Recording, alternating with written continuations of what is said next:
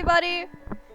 Definitely on time and not late at all stream here. Today we'll be playing the Great Ace Attorney Chronicles. We're continuing chapter 5. Apparently there's 2 parts to this investigation, but we're on the second investigation now. Last time we left off, we went to the pawnbrokery, because Holmes kinda grabbed a viola instead of a violin.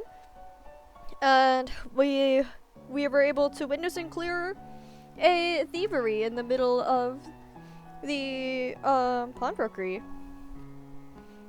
And it appears that Mr. McGilda has shown up from beyond the grave. But yeah, let's head right into it.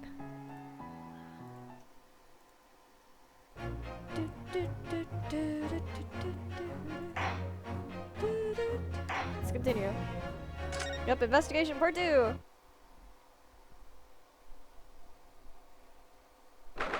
Oh, 15th April, Baker Street. Hi, Lestrade. See? That's why I hate grown-ups. All they do is feed you a pack of lies and take stuff away from ya. Well, you got your coat at least. Oh, really, Miss Lestrade? Tell me, is that overcoat keeping you warm? What? Oh my, surely you were given that? Yeah, the D let me keep it, after I looked daggers at him for long enough. He went through the pockets and then said, "Go on then, have it," before telling me to scrap her. Oh, always pays off, giving people a look like you ate them. I can't help feeling that it's gonna get you into serious trouble one day. I love Lestrade, she's so cool. What I really wanted was that nice shiny disc, mind? The music box disc? But Mr. Windibank said it was practically worthless. I think I'm gonna have another bash. Give him a long, hard stare. I think not, Miss Lestrade. We shan't enter Windibanks again today. Why not? That's not fair. Can't be helped, I'm afraid. The police are investigating the scene now and taking a statement from Mr. Windibank. Well, that disc's mine. I had the ticket for this coat, and it was in the coat's pocket. And there should be something else and all. That's what that rotten cove said, ain't it? Yes, he did mention something about another article, didn't he? Oh, you had more?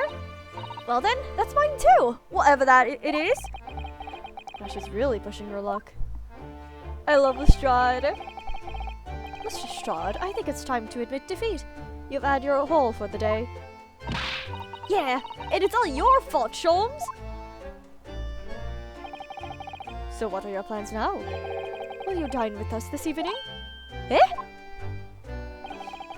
Eat with us! Iris will be delighted to cook, I'm sure.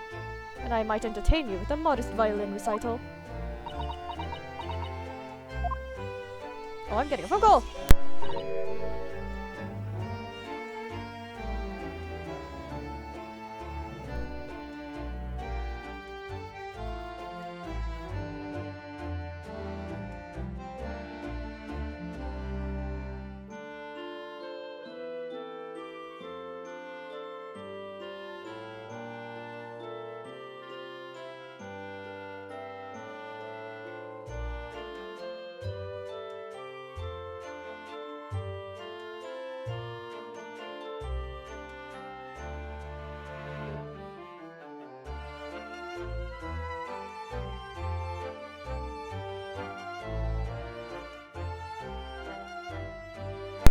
Alright, sorry about that. Alright. No, huh? No. Well, I'll come around your place, eh? Have you lost your head or something? You should come with us! Eat food with us! Oh dear, she's gone. Emma relieved on me quite unnecessarily, I might add.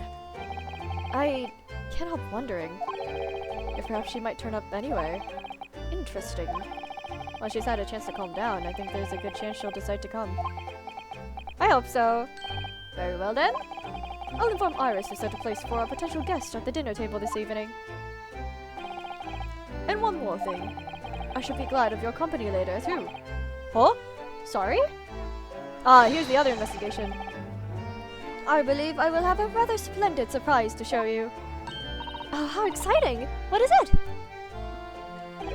You shall have to wait and see, Miss Susato. Until later, then. Oh. Let's do some examining. It's already been 2 months since we started taking lodgings here above Mr. Holmes' office. Up there. I still can't quite believe it. I've never expected things would turn out like this. Oh, I know! To actually be sharing accommodations with the world's greatest detective! I feel like we're the ones actually doing the work here. If I ever find myself before a court of law now, I will have not one regret. I don't know what you're talking about, but I'd be happy to defend you, of course. Where's this place? Can't check it. There's the pawnbrokers. Look at all the different things in the windows of the shop. Ah, that's Windibank's. The pawnbrokery. It looks much smarter than a pawnbroker's in Japan, doesn't it?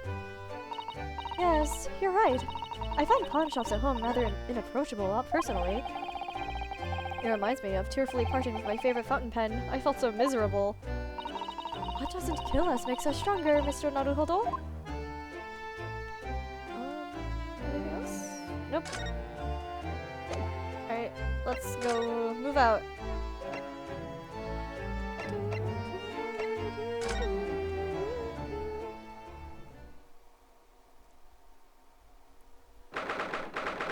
April, 3:46 p.m. Holmes' suite. Ah, Susie! And Runo! Come in, come in! Good afternoon, Iris. Thank you so much for breakfast this morning. Oh, don't mention it. Goodness, look at the time already. I love all the characters. Busy as always? I am. I'm preparing everything for dinner this evening. Already? You're obviously cooking something special, are you? Oh yes! After all, we have a special guest joining us. Guess who it is? Go on. You'll never guess. We were the ones who invited her! Look at those little eyes of hers shining. Oh dear. It is awkward when you already know the answer, isn't it? It's Ginny! Isn't that exciting? Oh, what a surprise! Yes, that's wonderful news. Oh, Iris seems overjoyed at the idea. That's good. I can't wait to learn some pickpocketing tips from a real professional. Oh yes, that does sound like fun. I'm not sure that's entirely appropriate. Are you Mr. Naruhodo? By the way, Iris, what's Mr. Holmes up to? Yeah, what's he up to? Oh, he's at his table. Hurley? Oh, he's been like that ever since he got back. Hello, Mr. Holmes! Oh, I beg that you won't speak to me. Sorry? I don't know who you are, but kindly take your leave. As you can see, I'm not here. Is he missing his, like, contraption? I don't know how to respond to that. I do apologize. When he gets like this, he's completely oblivious to everything. Yes, I see. Really, he behaves just like a child sometimes. Really does. Mr. Holmes and Iris have something of a parent and child relationship, don't they? I wonder who's the child. Yes, except that Iris is clearly the parent here. Come to think of it, I wonder where her real parents are. What's the matter, Runo? You have ever such a funny look on your face. Oh, no, it's nothing. I know what it is. Why does this girl live here with Mr. Holmes? You're wondering. Am I right? Well, yeah. How? How did you... Oh, Runo, I could read you like a book. This girl is dangerous. Don't worry. You can ask me anything. I won't mind. Alright then. Living with Holmes. I'm sure you've been wondering why it is that I live here with Hurley, haven't you? Well, it has crossed my mind. That and where are your real parents? Oh, turn serious. Oh. My mommy and daddy aren't with me anymore. Oh. Mommy passed away when I was born. And around the same time, my father... Well, he had to go to a faraway land because of one of the cases he and Hurley were working on. Oh, they were business partners. I assume that was the, like, original Watson, right? Wait a minute. Did you say he and Hurley? yes.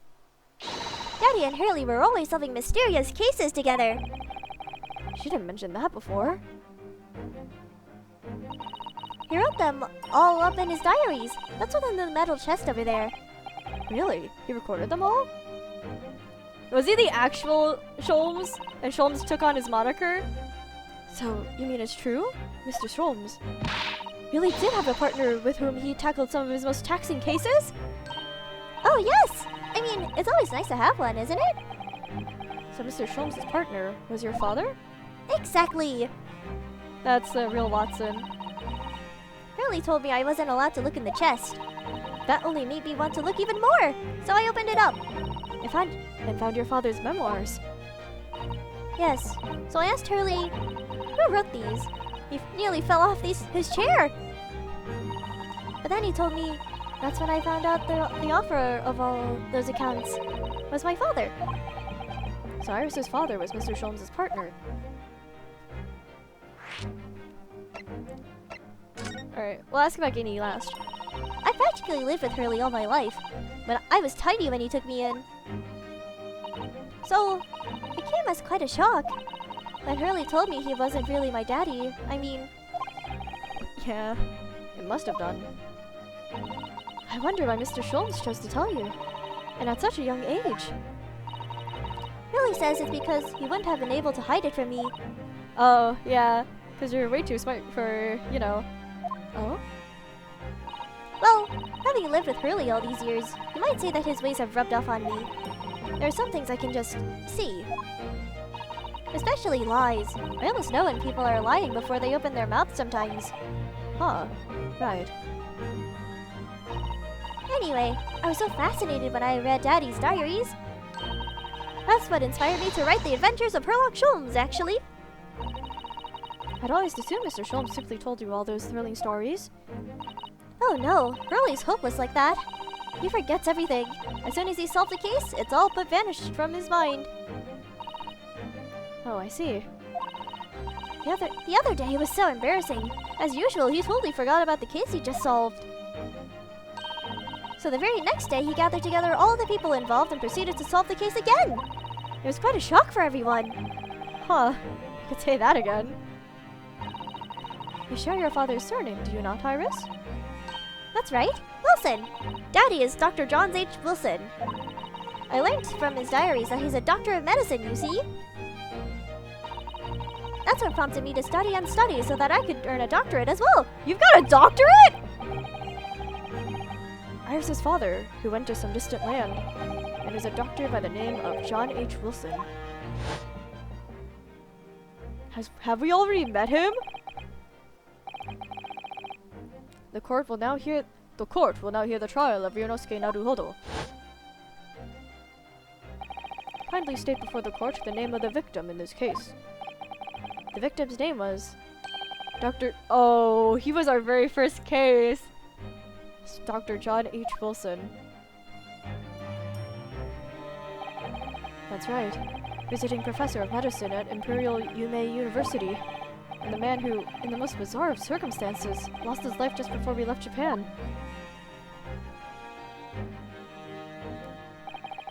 Mrs. Otto. Yes? Perhaps we shouldn't pursue this conversation any further at this time. I think that would be for the best. Oh, back to Goofy. Alright, who's Guinea?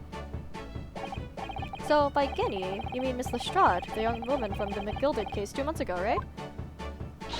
Yes! Who also stole my experimental smoke grenade launcher. Although, after that trial, I invited her back here and we had dinner together. And now we're the best of friends! That's cute. Oh, what a lovely tale. Yes, now if I bump into her on the street, she runs away as fast as she can! I don't think that's being friends. Oh. And I chase after her down in the back alleys. Interesting idea, friendship. And then, I let her have the latest color of smoke grenade I've developed. Oh. There are so many beautiful colors in the world. Guinea wants me to make a whole rainbow. I suppose this means you've let Miss Lestrade keep the smoke grenade launcher, have you? Basically. Yes, that's right. I got bored of it anyway. Hurley always reacts the same way when I shoot him with it now. Poor Hurley. Oh, I can't wait for Kenny to arrive. It's been too long since she last came over. I'm so excited. I just hope she actually does come. Oh, my dear fellows! How good to see you! We've been here for a bit. Mr. Holmes? Why ever did you not make your presence known to me before? We did. Well, no matter now. So, how the devil are you? We've been with you for most of the day. Goodness, really? Do tell me, Mr. Holmes, is your violin unscathed? My violin? Whatever are you talking about, dear madame? Oh, you really did forget! Oh, never mind that now. I have something far more interesting to show you. Behold, my dear did you grab it from the Strahd? Oh, another music box disc. No, not another disc, Mr. Zato. This is the one Gregson demanded we hand over as evidence. Mr. McGilden's disc. Why do you just have that? Oh my. Then, what's it doing here? You know, at times, Mr. Naruhodo, I think that though I have an undeniable turn for detection, I may well be even more adept at larceny. Oh, that would be wonderfully exciting. I'd be your pickpocketing assistant. And Runa could be our go-to lawyer if we ever get caught. Right. Plus, Susie has such beautiful handwriting. She could write all our menacing crime notifications. Yes, I'd be delighted. Guys, let's start a crime ring here. I'm just going to pretend this conversation never happened, I think. She gives a knowing nod. Alright, what's up? I don't understand. How did that disc come to be in your possession? I thought Inspector Gregson took it back to Scotland Yard. Quite correct. And that sort of uncompromising attitude is precisely why I always carry some of this. What? That's a bar of caramel, Mr. Holmes. Your one and only friend in times of loneliness, if I'm not mistaken. If you will humor me, my dear fellows, cast your minds back to when the good detective confiscated the disc.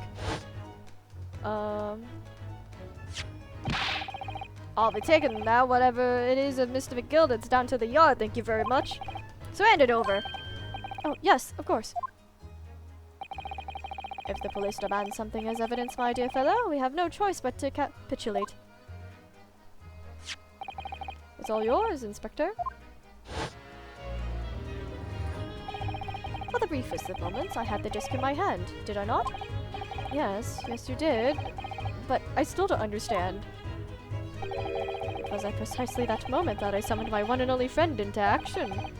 I pressed the disc into a pile of... Oh! He made another copy?! I pressed the disc into a pair of bars, like this. That's amazing! The disc and all the minuscule protrusions have made an image in the caramel! Indeed, this caramel is quite exceptional. I developed it myself, you know. Suitably soft for making impressions, but resistant to melting. The result of a precisely controlled solution. So then he made a whole other copy? How extraordinary! Carrying a pair of these on one's person frequently proves quite useful indeed. Take a house key, for example. A simple press and its unique form is duplicated. I can enter anyone's property at will, and never without high sucrose nourishment. Yes. It sounds illegal. From the image, I was able to create this. I confess I was most curious to know what manner of music would issue from the disc when played. Alright, what's up with the music? Do tell us then, Mr. Holmes. What music does this disc play? Well, unfortunately, I have no idea. No idea? None whatsoever. Are you familiar with the workings of a music box, my dear fellows? No, I'm afraid not. Goodness, you don't know, Runo? Didn't he tell us? Oh. Yeah. Inside a music box, there's a special metal piece called a comb. That's what produces the sound. small protuberances pluck the different teeth of the comb as they rotate past it, making the different notes. The first music box to be invented used a rotating cylinder with protuberances on it. But over time, a new type of player was produced, which uses discs such as this. With that development, the popularity of music boxes spread far and wide, all around the globe. Why exactly? Because the discs are easy to produce, and can be interchanged to facilitate the playing of different tunes. There are a great many firms in Europe now manufacturing music boxes as a result. It is wonderful to be able to enjoy music, even when no performer is present. Don't you have a gramophone back there? Oh, I guess it wouldn't play it. But it is the very success of the invention that means we are now presented with an insurmountable problem. What do you mean? As you may imagine, the construction of one's firm music box does not match that of another, and we have no way of knowing in which music box this particular disc was designed to be played. There is no resolution to this problem, I'm afraid. It's quite intraceable. Ah, I see. So that's why. Naturally, I tested the disc in those few music boxes I have at my disposal. Oh, you have a couple? But as you can hear, to no avail. Yeah, it sounds bad. The results were equally unsatisfactory on this one. So, I am presently engaged in acquiring an example of all the music boxes ever made in Europe. Every single one? That's Hurley for you. Always taking things too far. That'd be quite a bit. But my dear girl, an unsolved riddle is quite repugnant to my constitution. But surely all the different types in Europe will amount to a huge volume of music boxes, won't it? Yes, that is quite certainly true. In the worst case, I shall just have to ask you to vacate the attic room. What? We hadn't need that. Alright, Magnus McGilded. What's he up to? He's currently dead. Magnus McGilded. Not a name I expected to hear so soon. Yes, it's only been 2 months since that grisly case. Yeah, show us the cutscene again. Hello. Whoa, McGilded, not alive! Mr. McGilded perished within hours of the trial's conclusion. Oh, hi, Van Zeeks. Was it the curse of the Reaper? No one knows still now. The omnibus was reduced to a pile of ash. Not a shred of evidence remained. And with the man's death, the truth about the murder in which he was so intimately involved was buried.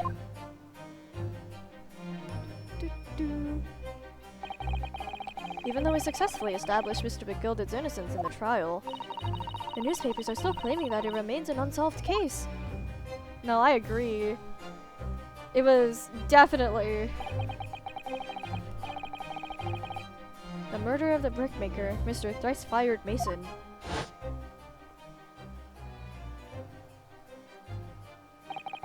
In the end, the truth of the matter remains a mystery. We still have no idea what really happened that night. Oh, it's been a while since we've seen you. And although Mr. McGilded was found not guilty through my defense, I still don't know if that was the right judgment or not. Yeah, look at you laughing in your corner.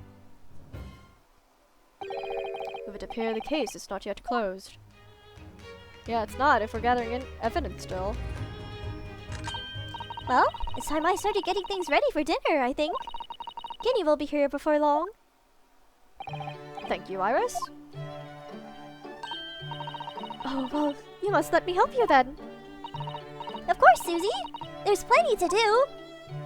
Oh, I love this cast of characters. I think I shall investigate the condition of my faithful performing partner. Now then, where did I leave it?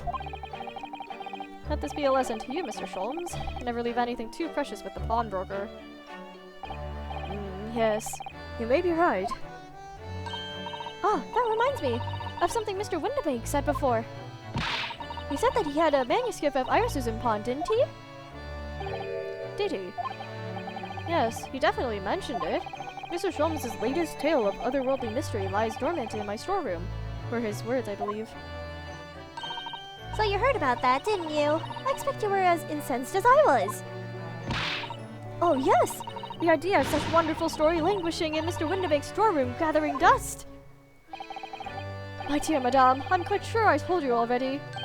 The pawnbroker's storeroom is the safest place for it. More secure than a bank's vault. And what about your Oh god. Stradivarius, Hurley? Was that safe and secure? Well, there may be the occasional mix-up. Caused by a certain impetuous someone not too far from me right now. Do you have any idea how long it took me to write that Baskerville story, Hurley? I need to take a sip of water.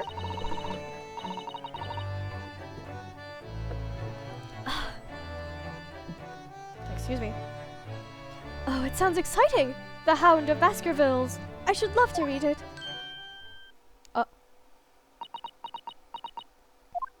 Uh-oh.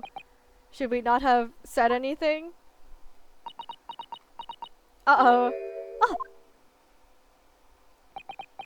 Uh-oh. What's going on here?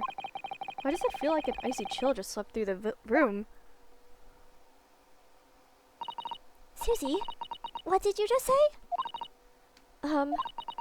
You said the Hound of Baskervilles? But how could you know the full title? Well, that's because Mrs. Zato is such a great fan of all the stories about Mr. Holmes, of course. But Bruno, the Hound of the Baskervilles has never been published. So how do you know? What? When I showed Hurley the manuscript, he told me that I wasn't allowed to publish it yet. I don't understand. How do you know? That's why he said he'd keep it safe. Until it was the right time for the story to be made public, you see. So that's why the manuscript is at Windibank's. And yet, how could Susie here know its title? Did you go rummaging? Well, Hurley, what's going on?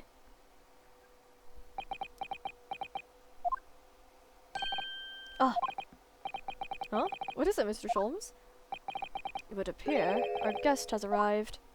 No more talking about this then. Miss Lestrade! This was a bad idea. I knew I weren't welcome. I'm going! No, it wasn't because of you! No, wait! Miss Lestrade! We've all been eagerly waiting your arrival. Haven't we, Iris?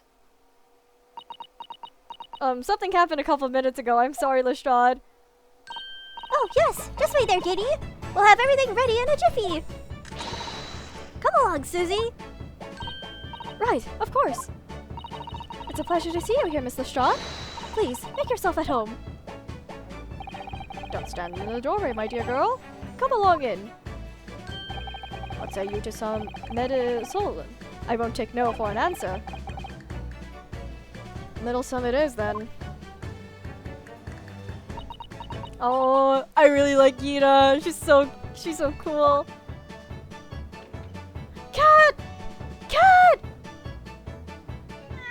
Waga hi! That evening, Iris prepared us all a meal that was even more delicious than usual.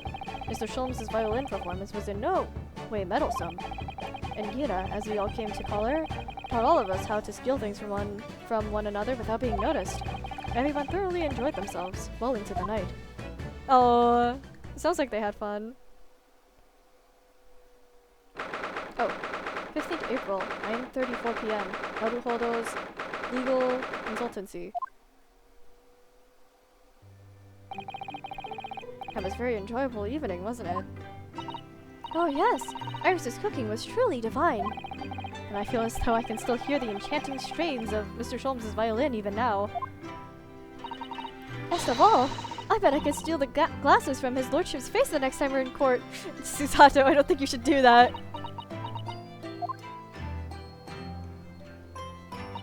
Naruhodo-san, can I consult with you about something, I wonder?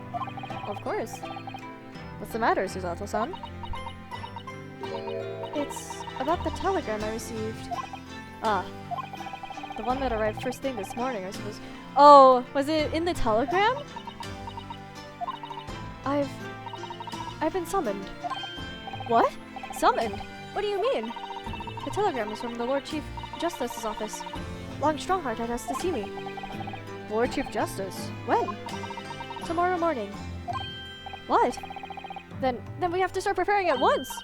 Oh, no, that won't be necessary, Naruhodo-san? Just her alone? I've been summoned alone. Alone? What on earth for? I have no idea. I suppose I shall find out tomorrow. What's all this about?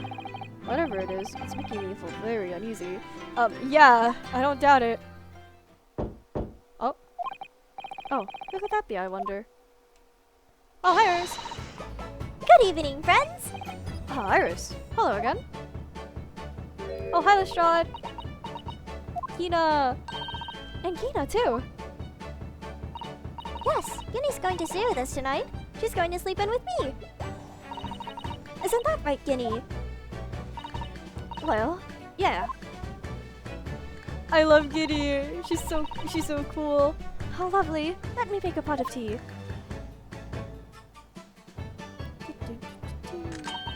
You know, I've learned so much today. Oh? What in particular? All those things Ginny showed us. Wasn't it wonderful? You mean those pickpocketing techniques? We had fun trying them out on each other, didn't we? I think I've awakened a natural talent. I could earn a living from it. Maybe not.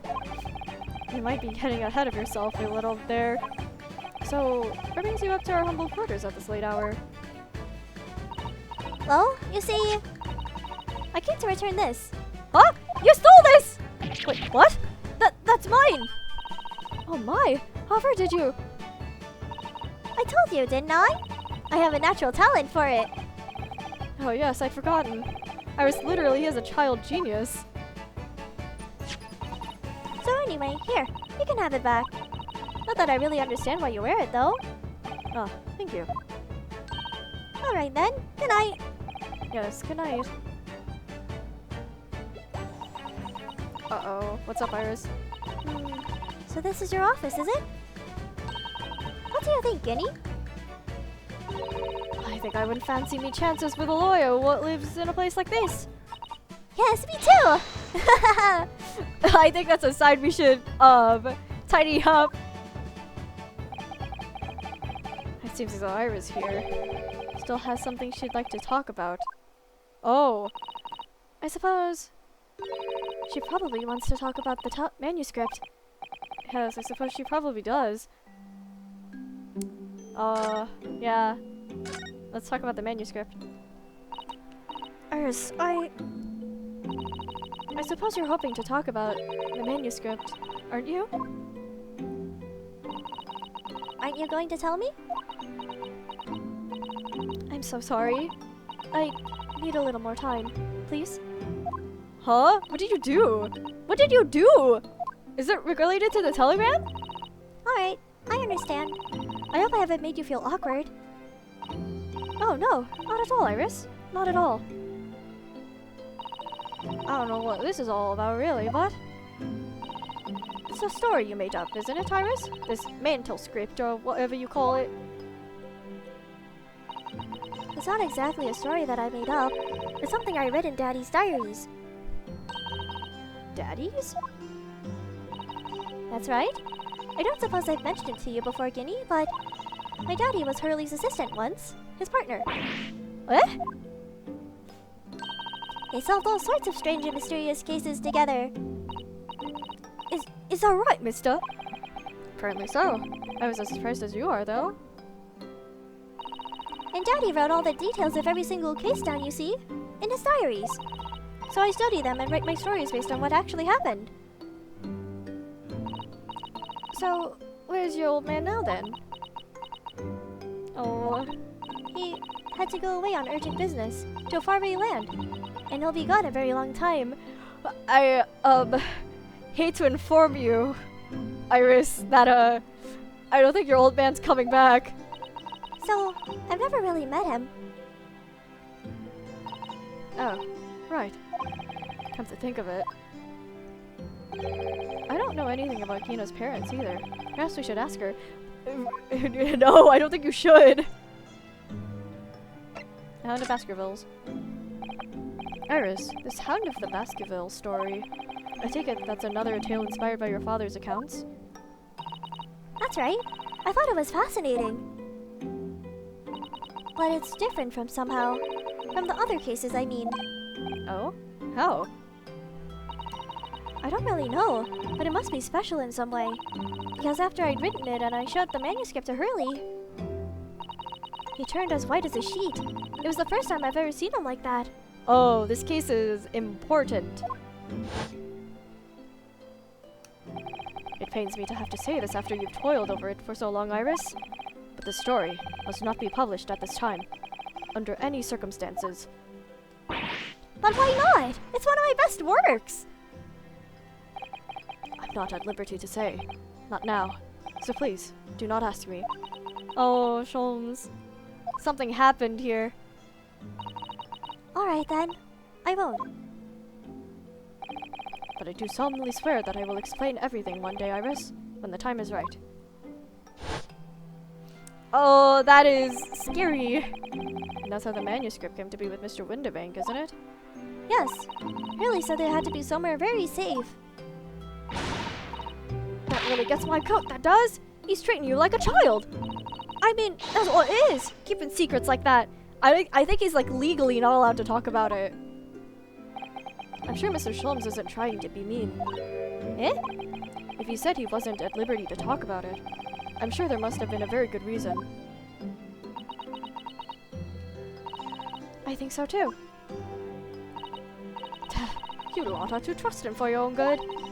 Well, you can't pull wool over my eyes. Holmes is lying to Iris. I bet my life on it. What? Oh, I don't think so. Hurley's lying to me? No, he's not. Do I have to present something to you? Armband I inherited from Cosima. Identifies... Oh, I guess I have to examine, because Lestrade is here, right? Yeah, we can talk to you now. Oh, here we go. This is not something okay, well, the game is goading me into it. I realized that I don't know anything about your parents, Kina. Ain't got any, have I? Never did have. Oh. Look, the East End's full of orphans like me. No one wants nothing to do with us from the minute we're born, not even our moms. Oh, Gina. But we all stick together. The older ones look after the little ones and make sure they get by. So that's why you're a pickpocket. Oh. Nah, Davin's my life. I love it. I get a kick out of every time I lift some pompous idiot's purse. And that's how we all afford to eat. I'm like Robin Hood, ain't I? That's how I see it. Oh, she's so cool. I really like her. Oh, Kina. I do think about it sometimes. What it'd be like to have parents, I mean. I always thought it'd make everything right.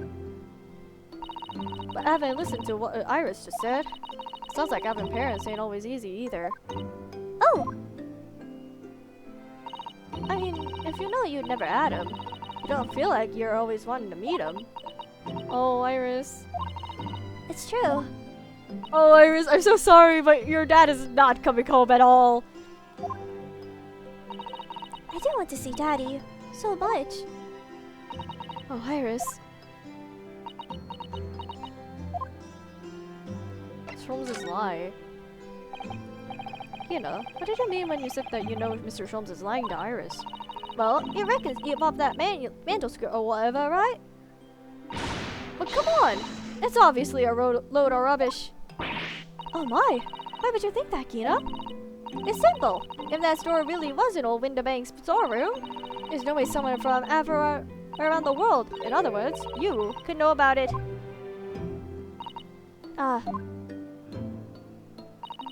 Sorry, Iris, but if you ask me, he sold it. Without telling you. But Hurley would never do something like that. I'm sure of it. Ha! Grown-ups do a lot worse than that, believe in me. Barefaced liars, a lot of them. You just ain't realized it yet. Kina, I don't think that's true. I really do think it's sensitive information. I'm telling ya, that mantle script ain't out Windibank's. You'd soon see if you had a look. Even if you think you can trust him, I don't. That Holmes is a liar like the rest of them. I'm glad she trusts us, though. If I'm honest, I have wondered if Hurley's telling me the truth or sometimes. See? Oh, but I don't mean that I think he sold it. I mean that I sometimes wonder if he might have hidden my manuscript somewhere. Somewhere I don't know. But even though it's wrong of me to doubt him. Don't be too hard on yourself, Iris. I mean, I think it's natural that she wants to know, right? Because she worked hard on it.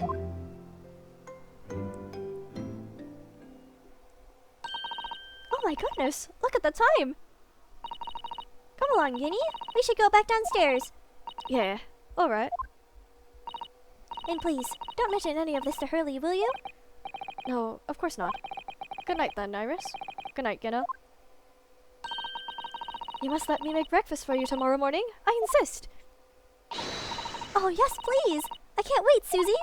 Good night, then. Something horrible is gonna happen very soon. I just know it. Iris, it sure is easy to forget, isn't it? Sometimes she speaks just like an adult. But deep down, she's still just a child. Oh, well, I think it's time that I turned in for the night too. Naruhodo-san? Something horrible is about to happen. Dr. John H. Wilson, Iris' father, but also the name of the murdered visiting professor at Yume University. Can't be a mere coincidence. Oh, this is the background case that's tying everything together like every other Ace Attorney game. There's something deeper going on.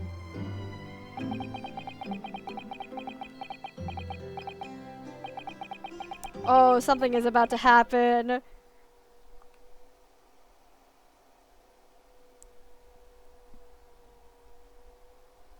Naruhodo. Mr. Naruhodo. That voice. That's Mr. Holmes. Holmes? What's going on? It's in the middle of the night. It's Miss Lestrade. She's gone. Gina? She was supposed to be sleeping in Iris' room, but her bed is empty. Well, she's an independent young woman. She probably decided to go home, no? Uh-oh. I think not. From speaking to her before she retired, I received the distinct impression that she was looking forward to breakfasting with Miss Susato. No, I don't believe the girl has gone home, but I've been waiting for over an hour now. Uh-oh. Someone yoinked her. Uh-oh. Over an hour. Oh. If you'll indulge me. Look out of the window, my dear fellow. Uh-oh. What's this about? Uh-oh, what's out the window?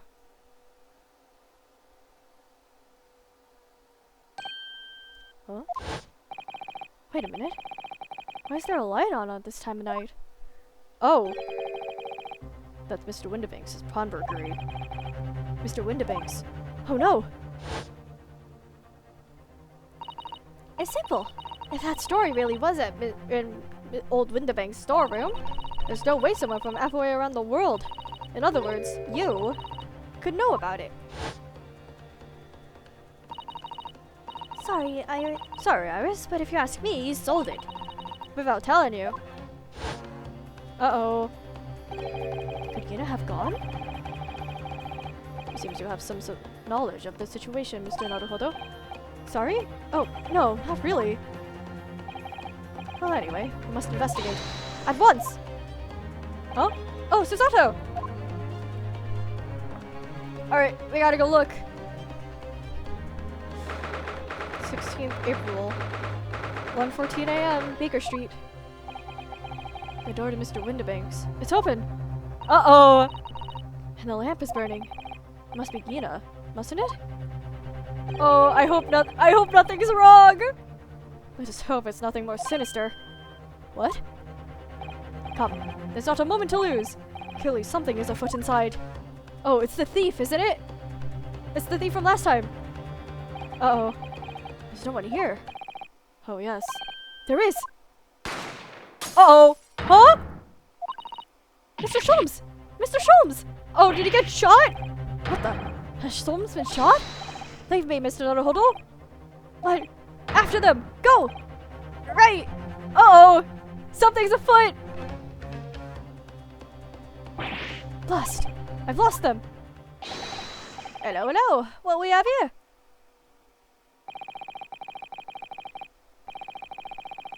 The alarm was just raised from this pawnbroker, sir. Would you have know something about that? Officer, come with me. It's my friend, Mr. Holmes. He's been shot. Shot? The policeman close behind me. I ran back to the window banks. Oh. Uh-oh. Uh-oh.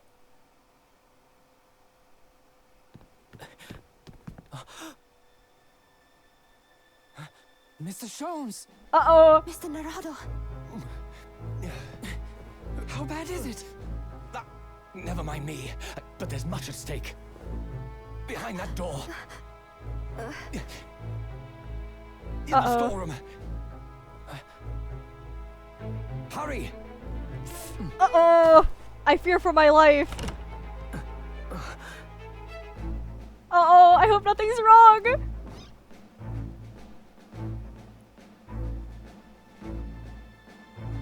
Oh no!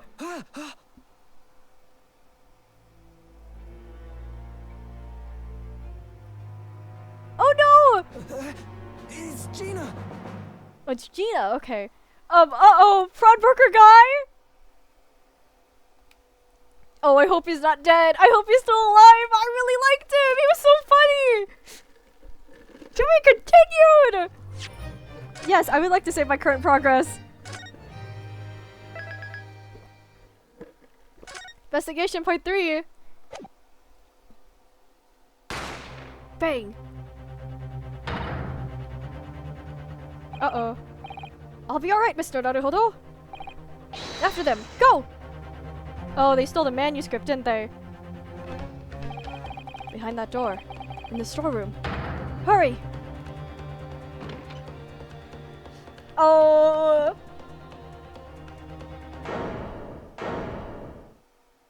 No, she got framed. It's Gina. She got framed to hell and back. Are you kidding? For that moment, Windabank's pawnbrokery became a crime scene. Everything that followed happened in a whirlwind of activity. The arrival of the police, the preliminary investigation of the scene, and the questioning. It was just before dawn before I was allowed back to my lodgings at 221B.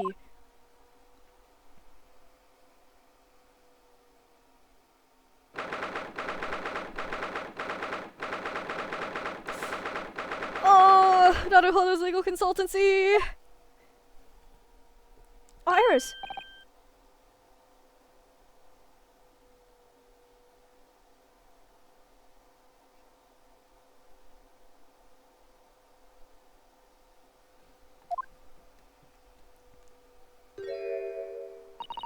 A telegram came, but all it said was, "Wait at home."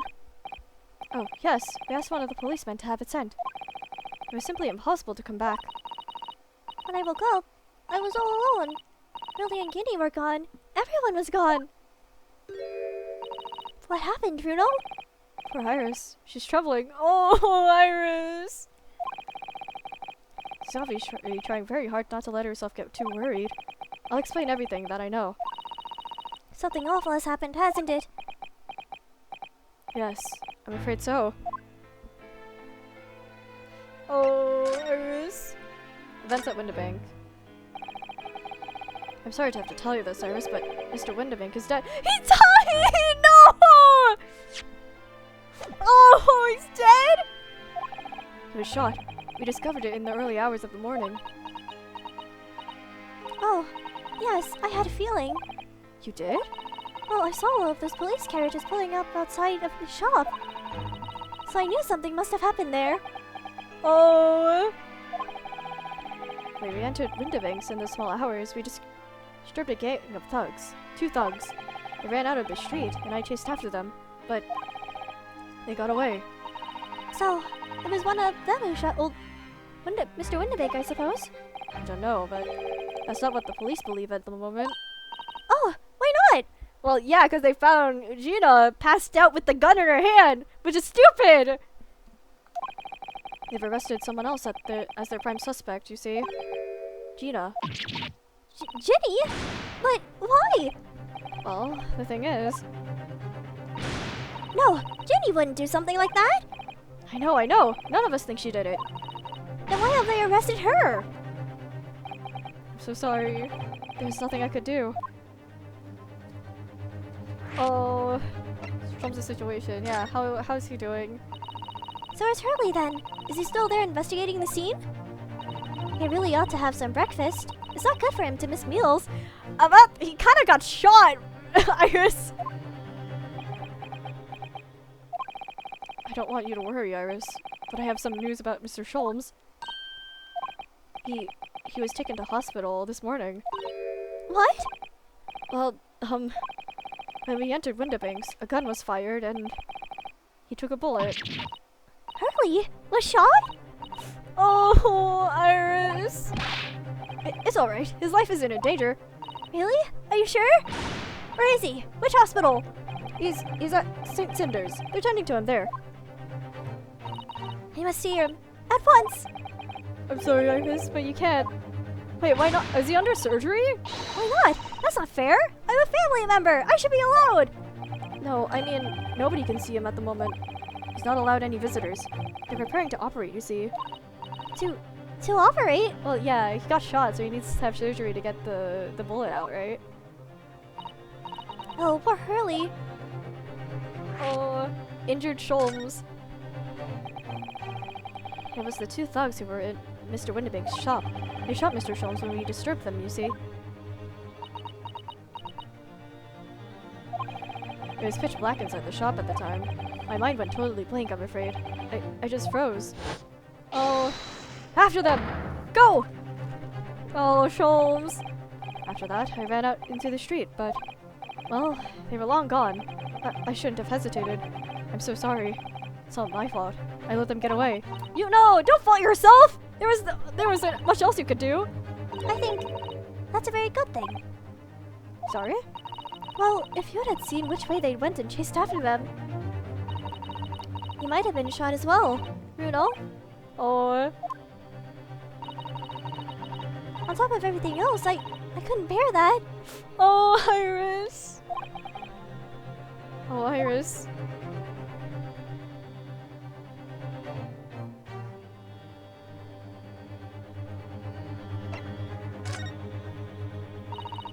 Where's Susie, Bruno?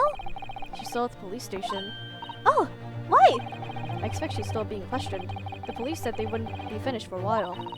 Why aren't you there then?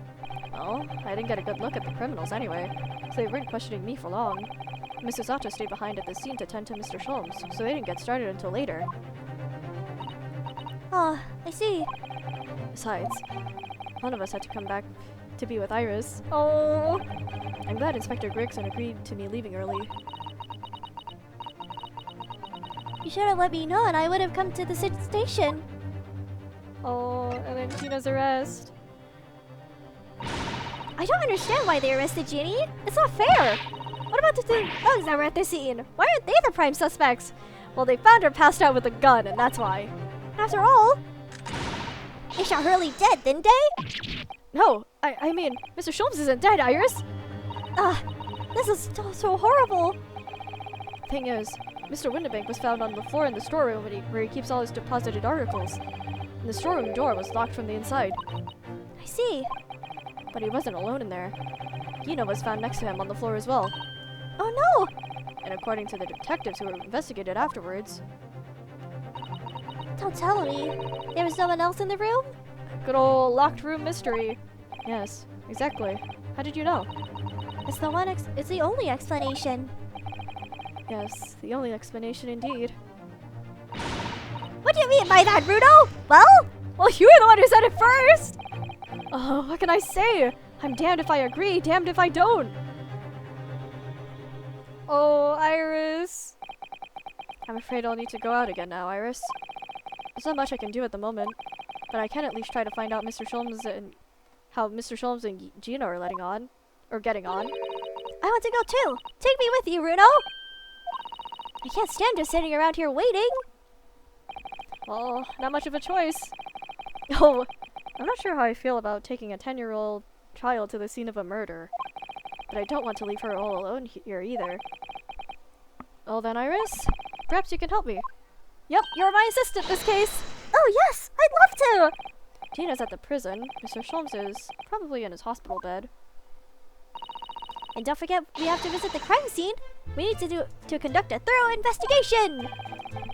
I can see you're ready for action. I imagine Iris would appreciate going to the hospital sooner rather than later. New location has been added. I love ad groups, don't you? They're so exciting. Okay. Prison. Okay. Yeah, let's go to the hospital first, because I think she would want to see Holmes.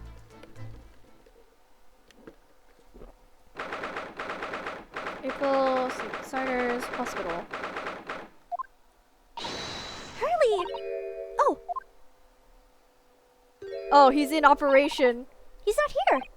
No, that's strange. The nurse definitely said he was in the bed by the window, didn't she? Did he escape? Oh, I know what's probably happened.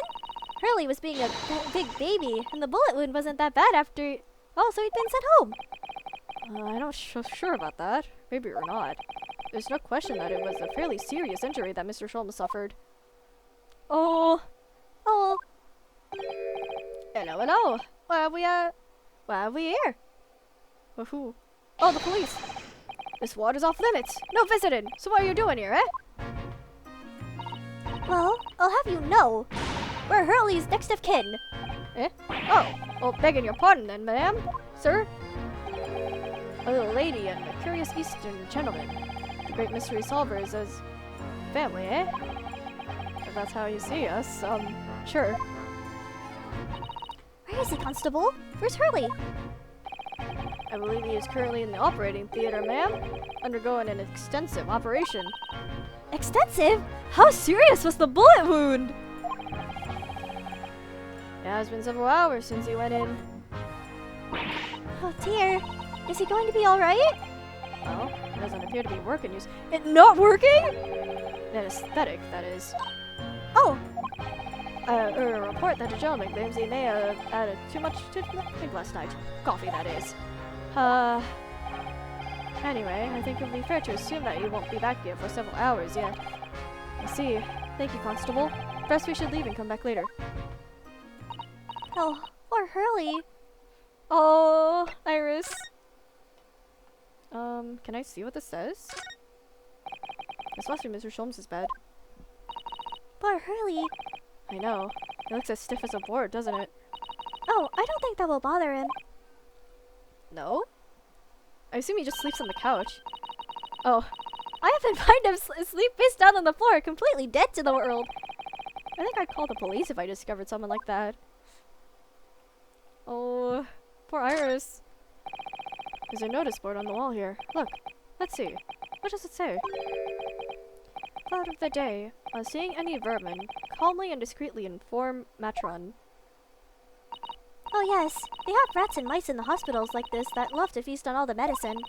If you don't deal with them, there's nothing left to treat the patients. Rats and mice? Oh, I see. This is a rather old building, I suppose.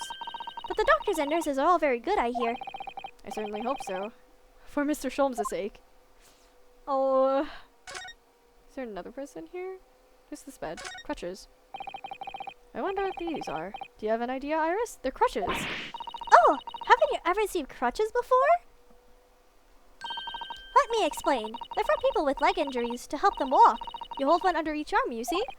Ah, right. I thought they were weapons of some sort. Why would there be weapons in a hospital?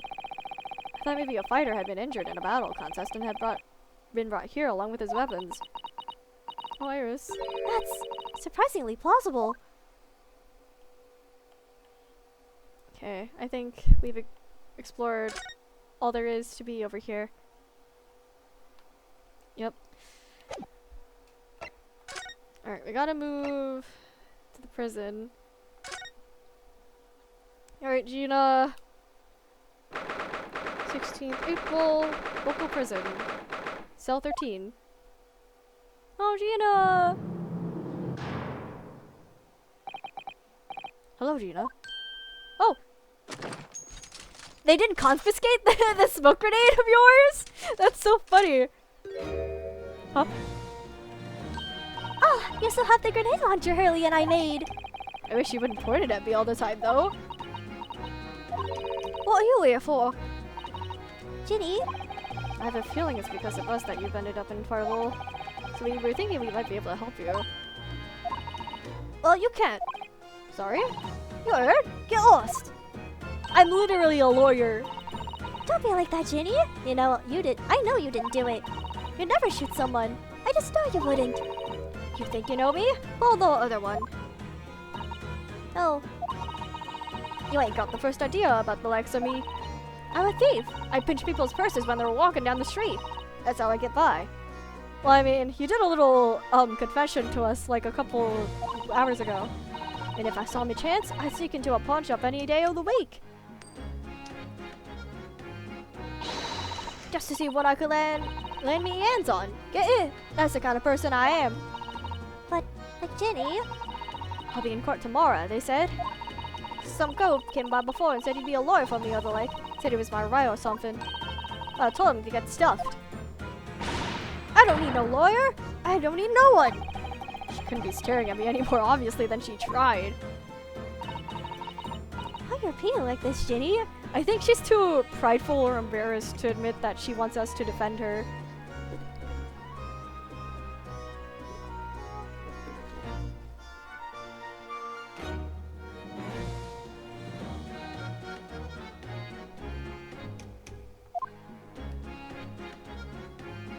Alright, let's converse with you. Legal representation. I don't understand, Gina. Why did you send the public defender away? You wanted me to sign some papers. Representation papers or something like that.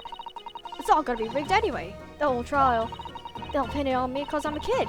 That's what grown-ups always do. Well, do you want another kid to defend you? Why do you think that? Because that's how it's always been for me, growing up in the back slums, me whole life. If you do what grown-ups tell you, it'll get your mates dragged off by the coppers. Or worse. I had it happen to me before and all. Been sold out and nearly snaffled on the back of it.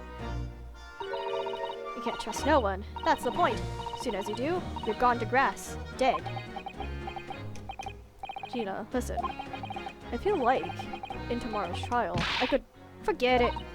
Ginny? Don't you trust Bruno? Nah, I don't. Are you sure? Look, I'll ask you nicely now. Just leave me alone. You are definitely lying. What happened? Can you tell us what happened, Gina? Last night, at the pawnbrokers. There's nothing to tell. I figured it'd pay me, so I broke into the place and started going through the storeroom. Oh, no, she wanted to find the manuscript for Iris. Because she wants to believe. And help her. The bloke walked in on me and you know the rest. But why, Ginny? Why would you do that? Ain't it obvious? The place is full of stuff I could sell for a shilling or two. Damn, it ain't easy, you know? It's a lot of work, and half of the time you don't even get nothing. Is that really why you broke into the place? What? Are you sure the true reason wasn't something else? Oh, give it a rest! What would be the point anyway, eh? Nothing I could say would make a blind bit of difference. Please tell us, Ginny. We'll believe you, whatever it is. Believe me? Don't be daft. You can't believe nothing. Everyone lies all the time. And you know what? When it comes to liars, I'm the biggest of the lot. I've told some unforgivable lies, I have. Well, what do you mean? Yeah. What do you mean by that? What unforgivable lies? Was it about Iris's... Did you find it? What did you mean before, Gina, when you said you were the biggest liar of the lot? Why don't you tell us what these unforgivable lies you've told are? Maybe we can help. Sorry. We're out of time. They're gonna want to question me now. Ginny, please. Oh, yeah. I wanted to give you this. Something to remember me by. Huh? A cat? A photographic print? Of a really adorable cat. Were you just out looking for cats? I found it in one of the pockets of this coat. Ain't no point in me having it. I wonder what a little photograph like this was doing in a pocket of that overcoat. Anyway, don't bother coming again. Bye. Oh, I feel like she has a message for us behind it. Oh, Ginny. It entered into the court record. Alright, we are checking the back immediately. There we go. Oh, look on the back of this print here. There's something written on it. Oh. 13th February, 9 p.m. Article deposited, 1 small box. Loan paid 10 shillings. Redemption deadline 13th April, 9 p.m. So this photographic print is a redemption ticket? 13th February? That could be significant. It's just 2 days before the murder on the omnibus, wasn't it? Small box. That doesn't tell us much about it though. You know, Mr. McGilden still had the ticket, and presumably he never redeemed the article. So who do you think the box might still... So do you think the box might still be present somewhere in the shop? Ooh. It's a couple days after though. Ah, yes! If it's something Mr. McGilden deposited, we need to investigate. There we go. Yeah, she's trying to help us even if she's not, like, directly telling us. Alright, Magina.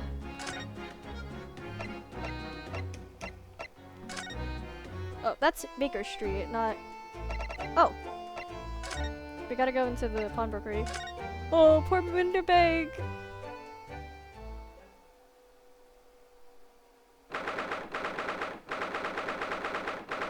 Winterbank's pawnbrokery. Oh! No, people are walking around! This is where it happened, then. Last night. That's right. The 2 thugs I told you about were obviously ransacking the place, looking for valuables. But, apart from the policemen in here, you wouldn't know if anything had happened. There's no sign of a disturbance. Oh, you're right about that, actually. They were looking for the manuscript then. In fact, if anyone, it's the police seem to be the ones doing the ransacking. I know what you mean. They're like a gang of organized criminals, all dressed in black.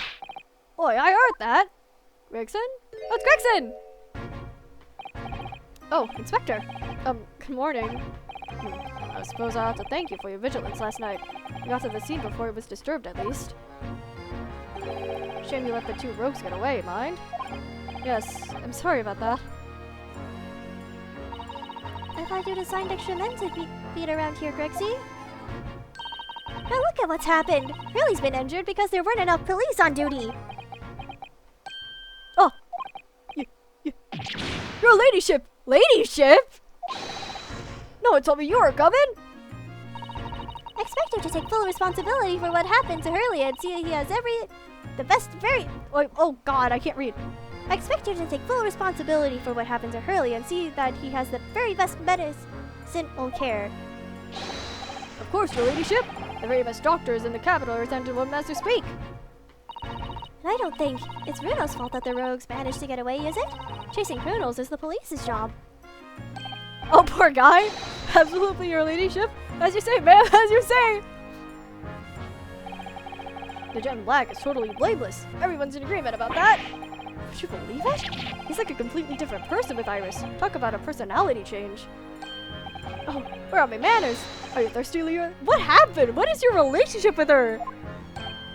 Perhaps you'd like some juice? Some nice, refreshing fruit juice. Oh, why? Are you thirsty, Grexy? I have some of my special herbal tea with me, if you'd like some. Look, look, look. Oh, he's drinking it. Ah, lovely. Thank you very much. That really hit the spot, your ladyship.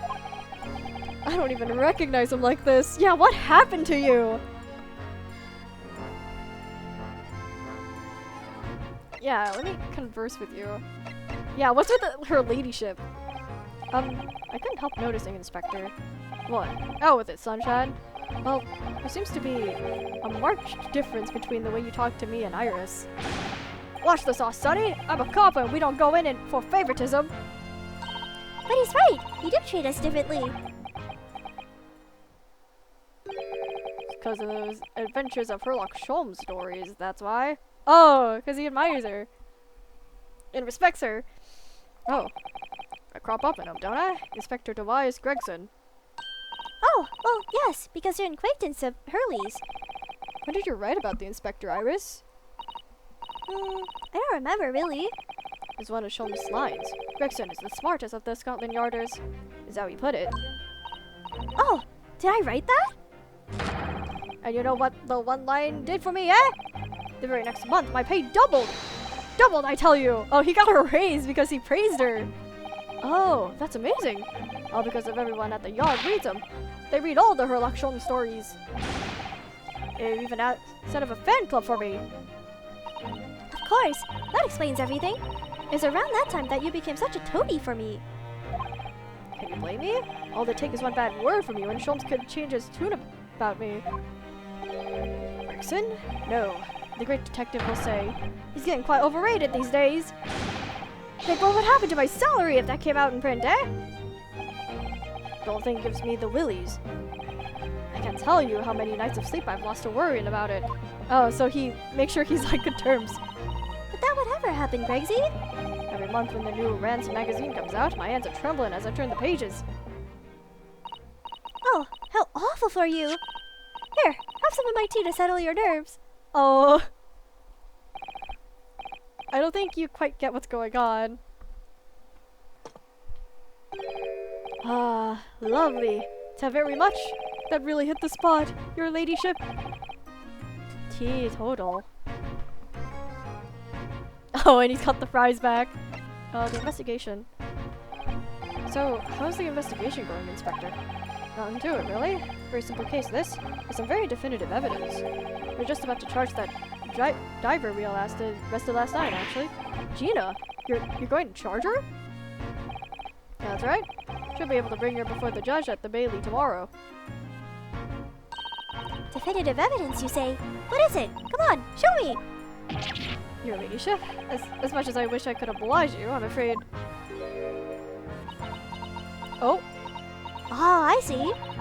You've already captured the pair of thugs who broke in here last night, have you? Oh, you hi! How do you know? What the? And you're going to put them on the stand as witnesses, are you? How could you? How? How could you possibly know that? I had a feeling, that's all. Remind me never to try to keep a secret from Iris. So you've arrested the two men who shot Mr. Sholmes, have you? Well, yes. They were rounded up pretty quickly by the lads on the beat. Oh, that's quick. And Miss Lestrade is being held at the prison? She should be. That's assuming she hasn't lifted the key from the jailer, of course. Okay, what about Mr. Sholmes? Is he good? Can you tell us anything about Mr. Sholmes? What's his condition? Sorry, I'm not at liberty to divulge that information. Scotland Yard matters are strictly confidential. What about to Iris? Well, I know he's being operated on at St. Signers. Why can't I see him? I'm family, you know? I'm terribly sorry, your ladyship. It's the hospital's policy. No visiting at all. Oh. The bullet must have hit an artery in his midriff. He's lost a fair bit of blood. Oh. Oh no. He didn't seem too bad in the first hour or so.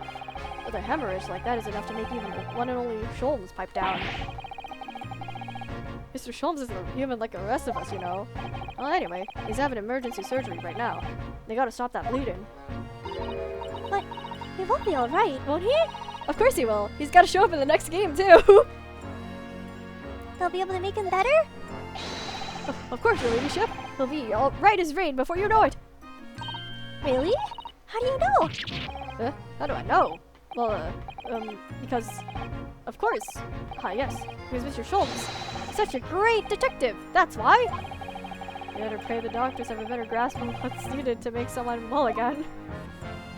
Oh dear. Please don't die, Hurley. Oops. I'll report to your ladyship the moment I hear he's out of the operating theater. Oh, yeah. There's something else I was supposed to talk to you about, actually. Mr. Naruhodo? Yes? What is it?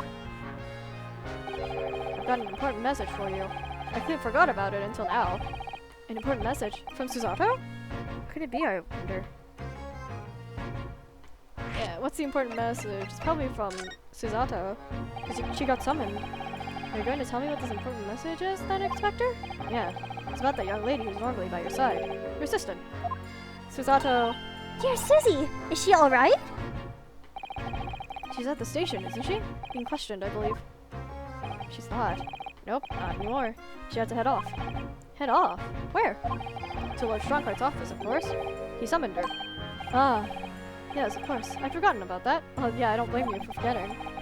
And the whipsaw took her there in a yard carriage after we'd finished questioning her. But she asked us to tell you that she didn't have the fare for the return journey and to go meet her there. She's got a nerve, using Scotland Yard as a Bloomin' residence surface. I see. Well, thank you for passing that on, Inspector. Why did Susie have to go see the Lord Chief Justice? I don't know. She didn't tell me. But I'd better head over to the Lord Chief Justice office to fetch her straight away. Yep. Alright. Are you allowed to investigate? Alright then, let's see what we can uncover. Boy, what do you think you're doing there, Sunshine? You can't touch anything in here. Oh, but you're hoping to investigate. This is a crime scene, for Pete's sake! No touching! That's the problem, Gregsy. Bruno's a lawyer. You know that. I think it's because we're not officially on the case yet. Oh, I'm ever so sorry, your ladyship. Ever so sorry. The rules and regulations are thwarted my side. Of course, if Mr. Naruhodo were to have been properly appointed by the accused, that'd be another matter. The accused? If you could show me some representation papers, I'd be only too happy to let you nose around. Alright, time to talk to Gina again. You hear that, Bruno? You need Ginny to sign some representation papers. It looks like presenting the detective here with the correct paperwork is the only way. Alright. Oops, that's the wrong one. Let's look around. Oh, I can't look around, sorry. Let's go to... Where do we need to go again? Oh, Chief Justice. Where? There we go. Alright, hello guy that we met like once. I'm back! The British Supreme Court. Lord Chief Justice's office! Yes. No matter how many times I come in here, I always get the same sense of oppressiveness somehow. Do you think the place is oppressive? I think it's normal. How so? I mean, look at that suit of armor over there. You can't take that seriously, can you? I can. Maybe it thinks the same about you. So everything is clear with... who is this? Okay. So everything is clear with regard to tomorrow's arrangements, I trust. Yes, thank you very much. That was Susato and... Oh, hi! There they are. Susato-san and Lone Strongheart. I wonder what they're talking about. They look very serious. Very good. There is nothing further I wish to discuss. You may return to your lodgings. No doubt you have much to do in preparation for your return to your homeland. She's going back?!